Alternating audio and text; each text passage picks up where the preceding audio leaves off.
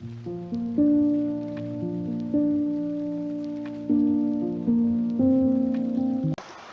वालेकुम व्यूअर्स, कैसे हैं आप? उम्मीद करती हूँ खैरियत से होंगे। स्टडी विद बीआरडी में आप सबको खुशामदीद। CS 101 की लेक्चर सीरीज जारी है और आज हम कवर करने जा रहे हैं मॉड्यूल 131 टू 135। आई होप आपको ये लेक्चर सीरीज पसंद आ रही होगी। हमारा टॉपिक चल रहा है सॉफ्टवेयर इंजीनियरिंग का, जिसमें हम उसका life cycle development life cycle पढ़ रहे हैं, जिसको SDLC भी कहते हैं। और 3 फेजेस हम पढ़ चुके थे पहले, जिसमें हमने रिक्वायरमेंट एनालिसिस पढ़ा और उसके बाद फिर हमने जो है वो उसका डिजाइन फेज पढ़ा, इम्प्लीमेंटेशन फेज पढ़ा।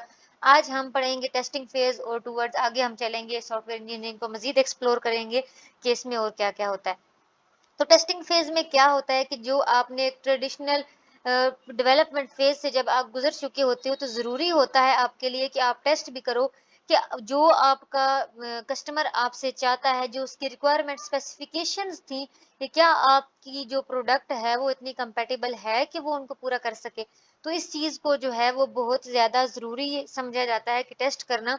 पहले ज़माने में शायद इस चीज़ के लिए इतना नहीं था, लेकिन अब जो है वो और ज़्यादा इसके लिए क्रिटिकल चीज़ें, क्रिटिकल टेस्ट्स बना दिए गए हैं कि ज़्यादा से ज़्यादा टेस्ट किए जाए एक प्रोग्राम को, ताकि जो है वो उसमें बाद में कोई एरर ना आए। और बहुत पहले जब हम एल्गोरिथम की बात कर रहे थे, शायद उससे भी पहले हमने देखा था कि सॉफ्टवेयर जब बनाए जाते हैं और उनमें से अगर सॉफ्टवेयर कोई खराब होता है तो उसकी कितनी बड़ी जो है वो नुकसान भी हो सकते हैं। हमने एक हॉस्पिटल की मिसाल भी पढ़ी थी, अगर आपको याद हो तो।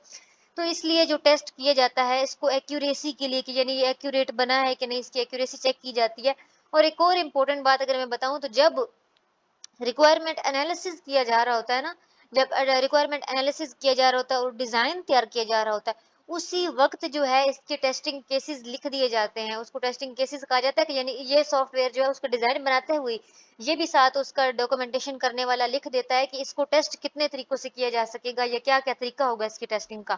ठीक है, तो ये सारी चीजें उस वक्त ही लिख दी जाती हैं टेस्टिंग की, कि ये टेस्ट कितने तरीकों से होगा, कैसे कैसे इसको टेस्ट किया जाएगा। तो ये टेस्टिंग फेज होता है। आगे चलते हैं हम नेक्स्ट मॉड्यूल की तरफ, मॉड्यूल 132, सॉफ्टवेयर इंजीनियरिंग मेथडोलॉजीज। अभी जो बात हम कर रहे थे कि एक सॉफ्टवेयर को बनाने में इतने सारे जो हैं वो फेजेस से गुजरना पड़ता है, रिक्वायरमेंट एनालिसिस हो गया, डिजाइन, इम्प्लीमेंटेशन, टेस्टिंग। तो हम इसको एक स्ट्रिक्टली सिक्वेंशली मैनर में मोस्टली जो है वो अर्ली अप्रोचेस ये थी कि इसी तरतीब से किया जाए इस काम को। ठीक है, कि मतलब पहले हर हाल में पहले एनालिसिस ही होना है, फिर डिजाइन बनेगा, फिर इम्प्लीमेंटेशन होगी, फिर टेस्ट होगा। पहले ये था। लेकिन जो है वो अब बाद में आने वाले जो सॉफ्टवेयर डिजाइनर थे, डेवलपर थे, उन्होंने इस चीज को जो है वो ऐसे नहीं किया। उन्होंने बहुत सारी वेरिएशंस को जो है वो लाए, वो मुख्तलिफ तरीके आ गए फिर सॉफ्टवेयर को बनाने के। यानी जरूरी नहीं है कि एक ही तरतीब से बनाया जाए। तो फिर वो जो मुख्तलिफ तरीके आए एक सॉफ्टवेयर बनाने के, उनको मेथडोलॉजीज, सॉफ्टवेयर इंजीनियरिंग मेथडोलॉजीज कहा जाता है। और यही हम पढ़ने जा रहे हैं अपने आज के मॉड्यूल के अंदर। और इसमें सबसे पहला तरीका जो था वो वाटरफॉल मॉडल था। वाटरफॉल क्या है? पानी का गिरना। ये वो तरीका है जो हम पीछे पढ़ के आए हैं अभी, यानी कि एक फ्लो में, यानी कि एक डायरेक्शन में जब आप डेवलपमेंट प्रोसेस को अलाउ करते हो तो वो क्या होती है, वो वाटरफॉल मॉडल होता है। ठीक है, तो ये आपने जस्ट इनकी डेफिनेशन याद करने, कंसेप्ट ये है कि इसमें जो है वो तरतीब से ही होगा काम, कि पहले रिक्वायरमेंट एनालिसिस होगा, फिर डिजाइन, फिर इंप्लीमेंटेशन और फिर टेस्टिंग। दूसरा मॉडल कौन सा है हमारे पास? इंक्रीमेंटल मॉडल है। इंक्रीमेंटल मॉडल क्या होता है? इंक्रीमेंटल मॉडल में आपने इस तरतीब से काम नहीं करना होता, बल्कि जो आपको सॉफ्टवेयर बनाने का बोला गया होता है ना, उस सॉफ्टवेयर को जो है वो आपने जो है वो उसका एक छोटा सा सिंप्लीफाइड वर्जन तैयार करना होता है। फाइनल प्रोडक्ट यानी जितनी फंक्शनैलिटी आपको बोली गई है कि ये प्रोडक्ट ऐसा भी कर सकती हो, वैसा भी कर सकती हो, ऐसे ऐसे इतने में फीचर्स होने चाहिए, वो फीचर सारे उसमें ऐड नहीं करने होते, बल्कि उसका एक सबसे सिंपल वर्जन जो है वो तैयार कर दिया जाता है। ठीक है, फिर वो यूजर को तैयार कर दिया दिखाया जाता है, यूजर उसको जो है वो इवेल्युएट करता है, और फिर उसमें जो है उस वर्जन में जो है फिर और ज़्यादा इंक्रीमेंट्स की जाती हैं, और उसमें जो है वो चीज़ें ऐड करते रहते हैं यहाँ तक कि वो फाइनल प्रोडक्ट तैयार हो जाती है। तो इस तरीके से जो तैयार होता है उसको इंक्रीमेंटल मॉडल कहते हैं। इसी तरीके से एक और होता है आइटरेटिव मॉडल। आइटरेटिव मॉडल क्या है? ये तकरीबन जो है वो सिमिलर है इंक्रीमेंटल मॉडल के, और बिल्कुल ऑपोजिट है वाटरफॉल मॉडल के। ठीक है, इसमें कोई तरतीब तरीका नहीं होता, बल्कि इसमें आपने क्या करना होता है, इंक्रीमेंटल मॉडल की तरह ही होता है, लेकिन मतलब इसमें फर्क ये है कि वहां पे आप जो है वो एक चीज को बनाते हो, फिर उसको बढ़ाते जाते हो ना, उसका लार्ज वर्जन तैयार करते हो। जबकि आइटरेटिव मॉडल में ये कंसेप्ट होता है कि रिफाइन करना होता है अपने चीज को। यानी एक चीज आपने बनाई है ना, अभी आपने उसका सिंपल वर्जन बना के दिए, फिर दोबारा से जब आप उसका बड़ा वर्जन बनाओगे तो उसी में एडिंग नहीं करोगे, बल्कि पूरा दोबारा से उसको बनाओगे, उससे बड़ा उसका वर्जन बनाओगे, फिर उससे बड़ा बनाओगे, फिर उससे बड़ा बनाओगे। तो ये आइटरेटिव मॉडल होता है। उसके बाद आइटरेटिव मॉडल की ही एक मिसाल है रैशनल यूनिफाइड प्रोसेस, इसको रप भी कहा जाता है।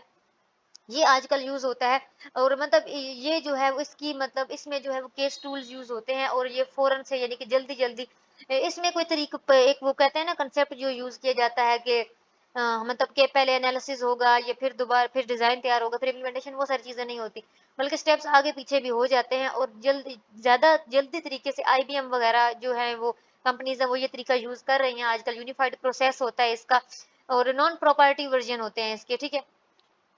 और इसमें जो नॉन कमर्शियल बेसिस पे जो है वो इसको जो है वो यहाँ पे मॉडल को तैयार किया जाता है। तो ये कुछ तरीके थे।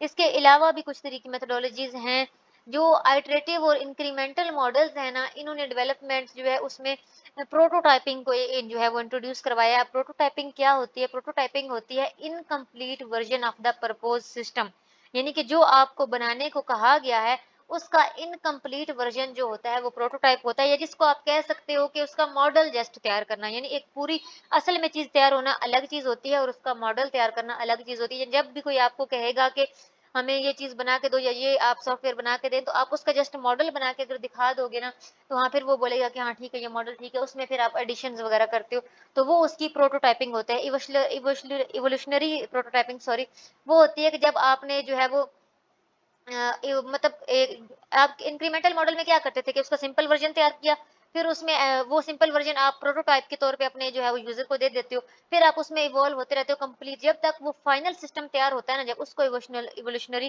प्रोटोटाइपिंग कहा जाता है। इस तरीके से थ्रो अवे प्रोटोटाइपिंग ये होती है कि जो आपने पहला दिया था उसको आपने डिस्कार्ड कर देना, ठीक है, आइटरेटिव मॉडल में, यानी आइटरेटिव सिचुएशन में, कि आपने वही उसमें नहीं चेक करना, बल्कि एक नया तरीका एक नया तैयार करना है, वो उससे बड़ा होना चाहिए, फिर उससे बड़ा। तो वो जो फाइनल डिजाइन जब तैयार होगा तो ये थ्रो अवे प्रोटोटाइपिंग होती है। यानी कि जो इंक्रीमेंटल मॉडल है उसमें जो तरीका यूज होता है उसको इवोल्यूशनरी प्रोटोटाइपिंग कहते हैं, और जो इटरेशन में यूज होता है वो थ्रो अवे प्रोटोटाइपिंग होता है।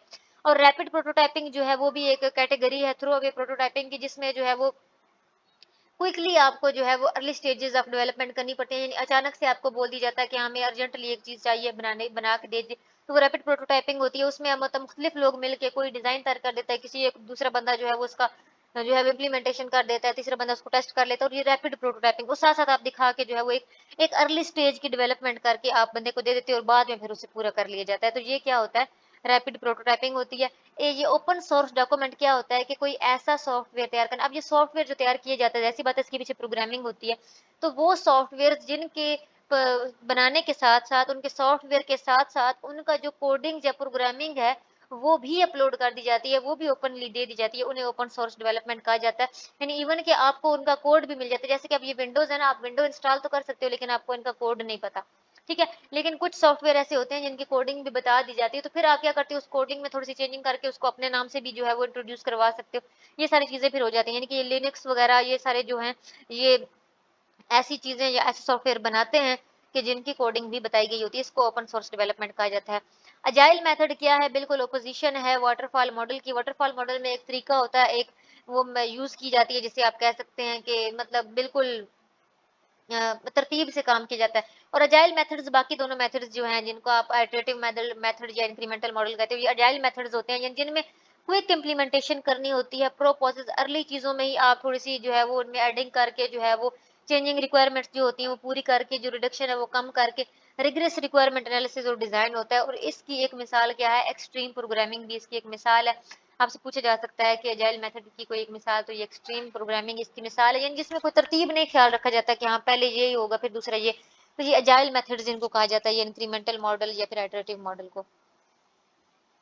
उसके बाद है मॉड्यूल 34, जिसमें इन्हीं चीजों की बात हो रही है, हम मेथोडोलॉजीज की बात कर रहे हैं। तो एक और तरीका भी है तैयार करने का, वो ये है कि जो भी हम सॉफ्टवेयर तैयार करने जा रहे हैं उसको हम छोटे छोटे उसके अंदर जो चीजें या उसके अंदर जो भी हमने उसके पार्ट्स बनाने हैं ना, उसको हम छोटे छोटे हिस्सों में तकसीम कर लें कि हाँ ये पार्ट बनेगा, फिर ये, फिर वो एक पार्ट कोई बना देता है, एक पार्ट कोई और बना देता है, तीसरा तीसरा पार्ट कोई और बना देता है। इसको जो हम पार्ट्स अलग अलग इसके बनाते हैं, यूनिट्स बना लेते हैं सॉफ्टवेयर के, उसको हम कहते हैं मॉड्यूल्स। तो ये मॉड्यूलरिटी इसको कहा जाता है कि यानी एक सॉफ्टवेयर को आपने जो है वो डिवाइड कर लेना है मैनेजेबल यूनिट्स के अंदर, तो उसको हम क्या कहेंगे?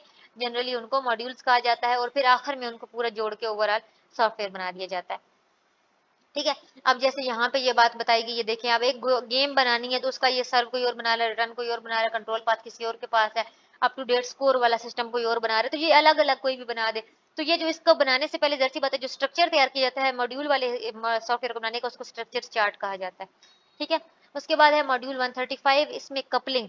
अब ज़ाहिर-सी बात है, जब आप एक चीज़ के अलग-अलग टुकड़े तैयार कर रहे हो तो आपने उनको इकट्ठा भी तो करना है। तो कपल हम किसको कहते हैं? नॉर्मल ज़ुबान में भी कपल हम कहते हैं, जो शादीशुदा हो जाते हैं, जब 2 लोग एक साथ मिल जाते हैं तो हम उनको कपलिंग कहते हैं। कपल कहते हैं, तो यहाँ पे भी कपलिंग वही है कि जो आपने मॉड्यूल अलग-अलग बनाए हुए होंगे, उनको जब आप जोड़ते हो तो उसको कपलिंग कहा जाता है। लेकिन आपने इनको जोड़ने में आपने एक चीज़ का ध्यान रखना है कि उनके अंदर जो लिंकेज हो वो कम से कम हो, यानी वो इंडिपेंडेंट होने चाहिए आपके मॉड्यूल्स। यानी वो एक दूसरे के साथ पे डिपेंडेंट नहीं होना चाहिए कि हाँ ये होगा। तो देखिए, कपलिंग जीरो नहीं हो सकती, लेकिन कम से कम रखनी है कि वो एक दूसरे पे कम से कम डिपेंड करे। ठीक है। लेकिन ये जो क्या है कि to minimize the linkage between modules is known as inter module coupling. तो कपलिंग होती क्या है कि मॉड्यूल्स को आपस में लिंक करना। उसके बाद कंट्रोल कपलिंग और डाटा कपलिंग, दो किस्म की कपलिंग होती है। कंट्रोल कपलिंग में क्या होता है कि एक मॉड्यूल अपना फंक्शनैलिटी, अपना फंक्शन भी दूसरे मॉड्यूल को कंट्रोल करने दे सकता है। ठीक है, उसका फंक्शन भी दूसरा मॉड्यूल कर सकता है। लेकिन डाटा कपलिंग के में क्या होता है कि एक मॉड्यूल दूसरे मॉड्यूल के साथ सिर्फ डाटा शेयर कर रहा होता है, अपनी फंक्शनैलिटी शेयर नहीं कर रहा होता। ठीक है। उसके बाद जो है वो एक ग्लोबल डाटा होता है, एक लोकल डाटा होता है। लोकल डाटा वो होता है कि जिसमें जिसको जिसको लिमिटेड एक्सेस होती है, जिसके मतलब एक लिमिट तक उसमें डाटा होता है और एक लिमिट तक लोग उसको एक्सेस कर सकते हैं।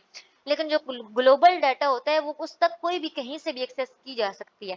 ठीक है, तो उसको ग्लोबल डाटा कहा जाता है। उसके बाद next, I hope I think हमारा आज का जो है वो काम कवर हो चुका है। होप आपको ये समझ में आ गया होगा। कोई कंफ्यूजन हो तो आप कमेंट बॉक्स में पूछ सकते हैं। वीडियो अच्छी लगी है तो लाइक करें, शेयर करें, चैनल को सब्सक्राइब करें। अगली वीडियो तक दें मुझे इजाजत। अल्लाह हाफिज।